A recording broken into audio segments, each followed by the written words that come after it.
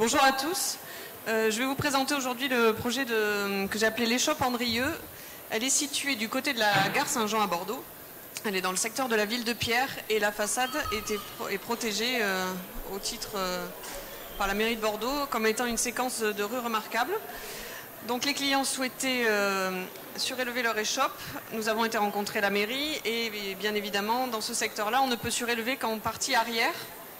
Donc côté rue, aucune intervention n'est visible, mais sur la partie arrière, nous avons décidé nous avons été obligés de prolonger la toiture existante côté rue et de créer le volume à l'arrière. Alors au départ, voilà à quoi ressemble la maison côté jardin. Alors je suis désolée, c'est pas de très bonne qualité. Je ne sais pas pourquoi. En fait, l'échoppe avait déjà été prolongée. Il y avait une partie en véranda qui était utilisée comme un espace séjour. On le remet ?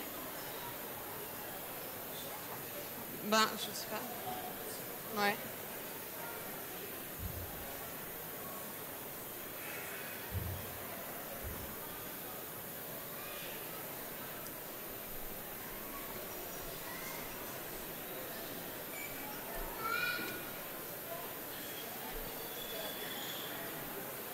Oui, ok.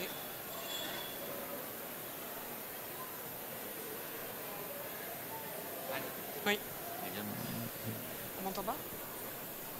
D'accord. Ça marche avec ça ? Oui. C'est bon. Merci.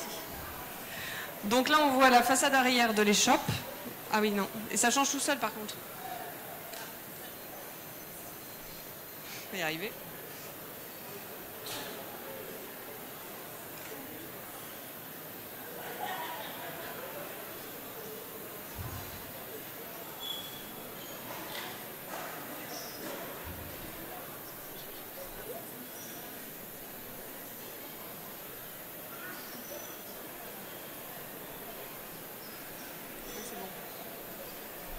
C'est moi qui le change. Ouais. Non, c'est bon, je crois. Non, ça a l'air d'aller. Ouais, ça marche. Alors, donc je disais, là on voit la façade arrière de l'échoppe à l'état existant. Donc elle avait déjà été transformée. On voit une véranda qui avait été rajoutée et qui était utilisée comme espace salon. À l'origine, l'échoppe fait 80 mètres carrés. Il y a 2 chambres, une suite parentale et une chambre qui est utilisée pour les enfants. Donc l'objectif du projet était dans la surélévation de créer 3 chambres. Une suite parentale avec une salle d'eau et un dressing, 2 chambres d'enfants avec une salle d'eau commune. L'objectif étant de récupérer une des chambres existantes au rez-de-chaussée pour la transformer en bureau, puisque le propriétaire a une profession libérale et travaille à domicile, et la suite parentale existante devenait une chambre d'amis. Donc on voit le plan, alors j'espère que c'est lisible. Voilà le plan état des lieux de la maison, donc où on voit la partie salle à manger et la partie où un mur a été démoli, c'est ce qui deviendra la cage d'escalier. Donc on voit, la maison était déjà très lumineuse, mais justement un peu trop parce que la partie véranda était exposée plein sud et donc en plein été c'était relativement intenable. Et donc l'objectif était aussi d'améliorer le confort thermique global de la maison en revoyant toute l'isolation. Donc voilà l'état des lieux, ça c'est la partie salon et on voit la partie cuisine avec la véranda en fond. Alors sur la coupe là, ça permet de voir le volume qu'on a pu rajouter. Comme on ne pouvait pas surélever côté rue, l'idée était de prolonger le faîtage existant avec une contrainte de ne pas être à plus de 3 mètres au-dessus de la corniche côté rue. Et pour pouvoir tricher et avoir suffisamment de hauteur sous plafond et pouvoir exploiter tout l'étage, côté arrière, on a choisi de faire une toiture en zinc qui permet d'avoir une pente plus faible et d'avoir un volume utile plus important et de pouvoir faire rentrer sur 55 mètres carrés les 3 chambres et les 2 salles de bain. Donc voilà la coupe où on voit le volume après travaux. C'est pas ça. Alors, le premier challenge dans le projet a été de modifier la toiture existante parce qu'il y avait une ferme centrale qui soutenait la toiture. Et pour pouvoir faire la surélévation, il fallait couper une demi-ferme et soutenir par une très très grosse poutre la partie existante. Donc quand on a commencé à découvrir, ça a été le premier temps fort du projet, où on a amené une très grosse poutre en lamellé-collé de 80 cm de haut qui a été positionnée au milieu de la maison pour soutenir la toiture existante et après pouvoir envisager la surélévation. Donc elle a été amenée par camion grue et tout a été posé dans la journée. Le second challenge était que les clients ont habité dans la maison pendant les travaux. Et il n'était pas question de casser le plafond pour ne pas les pénaliser et pour ne pas, leur supprimer l'espèce de vie. Donc nous avons réalisé le plancher par-dessus le solivage existant. Et pour ne pas perdre trop de hauteur, en fait, le solivage a été incrusté dans les poutres existantes. Donc il y a eu un très gros travail de préparation par les charpentiers. La surélévation en elle-même a été faite intégralement en ossature bois, isolée en fibre de bois.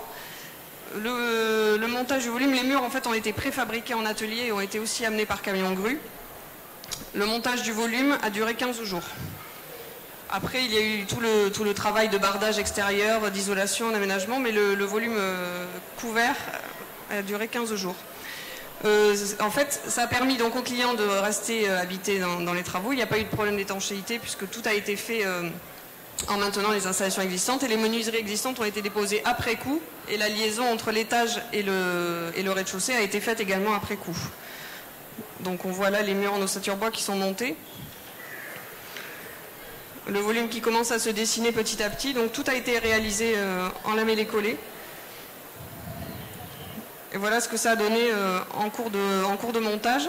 Donc on voit le rez-de-chaussée qui a été laissé en état et tout le nouveau volume qui commence à prendre forme au-dessus. Mais pour l'instant, il n'y a pas de connexion entre les deux étages. Voilà le volume qui a été couvert. L'isolation en fibre de bois est complémentée par un isolant mince en toiture pour atteindre les performances de la RT 2012.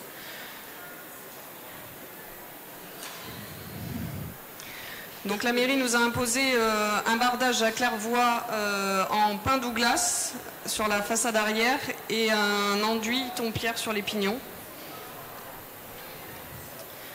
Donc on voit la mise en œuvre de l'étanchéité à l'extérieur et le volume qui se dessine. Voilà une fois couvert, donc on voit sur la partie arrière la toiture en zinc qui a une plus faible pente. Et voilà ce que ça donne avec le bardage. Donc on a choisi des menuiseries en alu noir, enfin gris anthracite, pour donner un côté très contemporain à la maison qui se marie bien avec la couleur du bois. Les clients voulaient en fait au départ une maison qui donne un air de vacances et qui fasse un peu arcachonné, mais voilà, la mairie de Bordeaux ne souhaitait pas ce style de projet. Donc on s'est adapté au niveau du bardage, mais ils voulaient quand même que ça reste quelque chose de très contemporain et qui dénote avec l'existant à l'intérieur. Donc les travaux ont duré 4 mois en tout pour réaliser la totalité de la surélévation, du bardage et tout l'aménagement intérieur. Aujourd'hui, le chantier est livré. Si ça veut bien, voilà. Donc on voit les transformations sur le plan. Ce qui était avant le bureau est aujourd'hui devenu la cage d'escalier. Donc le rez-de-chaussée n'a pratiquement, initialement n'était pas modifié dans le projet. Et à l'étage, donc on voit la suite parentale avec la salle d'eau attenante et le grand dressing. Sur le palier, ensuite 2 chambres et une salle d'eau entre les 2 chambres d'enfants. Alors, elle est à l'envers, c'était pour voir le détail de bardage. Donc voilà à l'intérieur, la cliente a choisi des prestations de qualité. Elle a voulu avoir des matériaux qui rappelaient les prestations anciennes de l'échoppe comme le carreau-ciment, des choses comme ça. Donc ça c'est la salle de bain de la suite parentale. Là on voit une des chambres d'enfants qui sont éclairées uniquement par des Velux et qui sont côté rue. Initialement on avait envisagé de faire une terrasse tropézienne mais ça n'a pas été accordé par la mairie de Bordeaux. Bon. Donc ça c'est la partie dressing. Je suis désolée pour les photos qui ne sont pas à l'endroit. Ça c'est la partie salle d'eau entre les 2 chambres d'enfants. Donc les toilettes qui sont sur le rez-de-chaussée. Et là, c'est la vue de l'escalier depuis l'étage quand on prend l'escalier. Donc c'est un escalier qui a été dessiné sur mesure et réalisé par une entreprise qui est en Bretagne. Et une fois que le chantier a été livré, finalement les clients se sont dit que, étant dans les travaux, ils pouvaient continuer. Et donc ils ont décidé de refaire aussi tout le rez-de-chaussée. Donc aujourd'hui, j'ai pas de photo à vous montrer parce que c'est encore en cours. Mais le rez-de-chaussée a été complètement revu. Donc le plancher est posé. La partie salon est passée dans ce qui était avant la partie salle à manger. Et la cuisine va être également refaite. Voilà. Je vous remercie. Le coût global des travaux, 115 000 €, en horaire compris.